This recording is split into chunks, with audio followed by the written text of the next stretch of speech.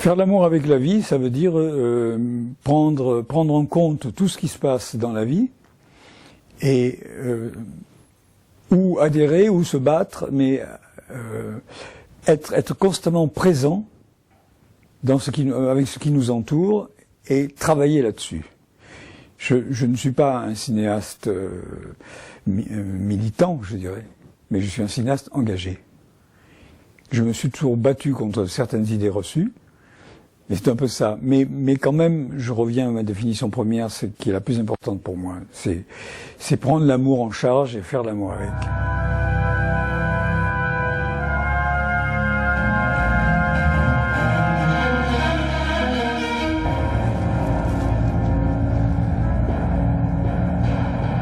Non, c'est un film plein de secrets, hein, faut le dire.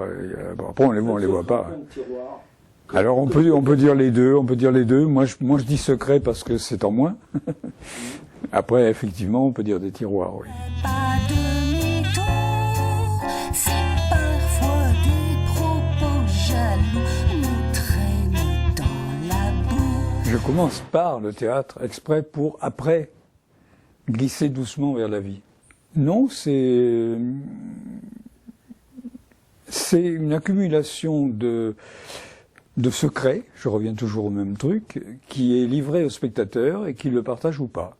Moi, je ne crois pas au mot public, hein. Je trouve que ce mot est inventé par les exploitants pour pouvoir justifier des refus.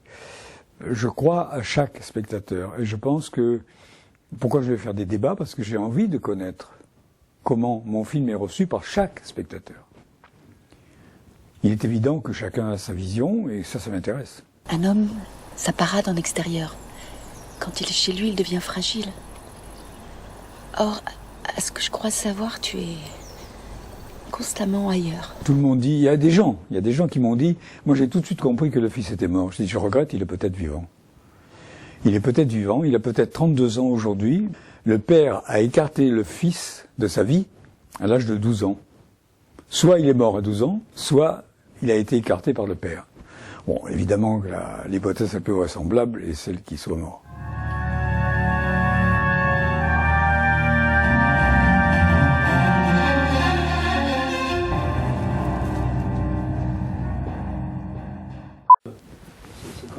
Le bras qui rentre dans le champ, décommande-les. C'est mon plan préféré. Il faut que vous sachiez que moi, je prépare à peu près 3 mois avant, et que dans le dernier mois, je fais descendre mon chef opérateur, puisque lui, il habite Paris. Il filme avec son iPhone tous les décors, il lit le découpage, et il parle avec les chefs électro et le chef machiniste. Ce qui fait qu'on est à peu près sur la même ligne quand on arrive au tournage. Et comme je fais pareil avec les comédiens, c'est-à-dire des lectures à plat, en disant, bon, est-ce que ce mot te va? Si ce mot te va pas, on le change. Ensuite, comme un chef d'orchestre, je dis, là tu ralentis, là tu accélères, là tu prends une pause. Et ils peuvent, eux, me dire, moi je voyais ça autrement, je préférerais prendre une pause là, etc. Donc on conclut ensemble. Ce qui fait que, je dirais, le film est prêt au moment où je dis moteur. C'est pour ça qu'on a fait le film en 9 jours. Il y a des gens qui disent, il tourne trop vite, mais qu'est-ce que c'est que cette histoire? C'est toi que je veux embrasser, ma si belle maman. Si tu ne rentres pas ce soir, je ne m'en offusquerai pas. Le travail à moi, c'est la mise en scène. Hein. C'est-à-dire, alors il y a des gens qui me disent, tu fais beaucoup de plans séquences, mais il y a pas mal de chants contre chants à certains moments. Mais j'ai dit, c'est pareil. À partir du moment où je filme à 2 caméras, c'est comme si je faisais un plan séquence, parce que je monte le plan, la prise choisie, et non pas un plan sur une prise, un plan sur une autre, vous voyez. C'est un peu le même principe, c'est ça. Alors, je vous parlais de secret tout à l'heure, il y en a un qui est, à mon avis, monumental. Mais si on ne le voit pas, c'est pas grave. Quand Marianne Bassler dit à son fils « Fais tes bagages, on rentre », lui, il est content, il fait un petit tour de guitare, et j'aurais pu couper tout de suite derrière le morceau de guitare. Je ne coupe pas, je reste sur Marianne Bassler, et j'ai un envol de pigeons sur elle.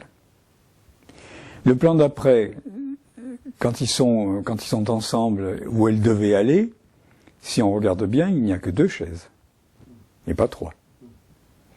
Donc, est-ce que cette séquence n'a pas existé? Est-ce que cet événement a existé, je veux dire? Ou est-ce que c'est simplement dans la tête de Marianne Bassler qui se dit « qu'est-ce qu'ils vont dire de moi ?» Vous voyez, ça c'est ce que j'appelle la dialectique. Là.